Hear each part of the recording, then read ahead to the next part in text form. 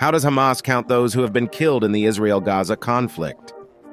The Gazan Ministry of Health, run by Hamas, reported over 11,000 deaths in the recent Gaza-Israel conflict, sparking debate over the accuracy of the figures.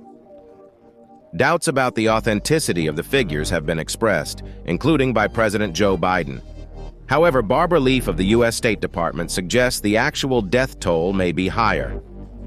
Data from previous conflicts suggests the health ministry's figures are broadly accurate, with a maximum discrepancy of 10 to 12% when compared to UN post-war analysis.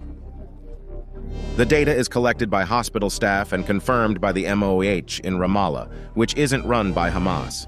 The method of death isn't recorded, only that they're victims of Israeli aggression. The Israeli military claims to have killed 1,500 Hamas fighters in a single event, which they believe is included in the Hamas toll. The Israeli government questions the validity of Hamas's reports.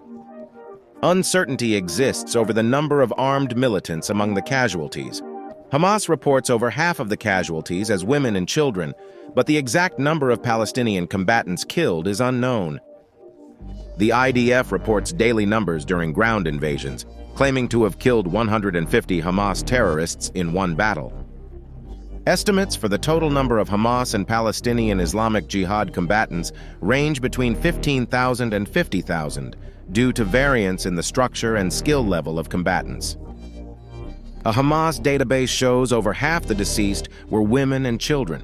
The health ministry reports 10,000 deaths, including 2,600 women, 4,000 children, and over 25,000 injured. Over 2,000 are reported missing.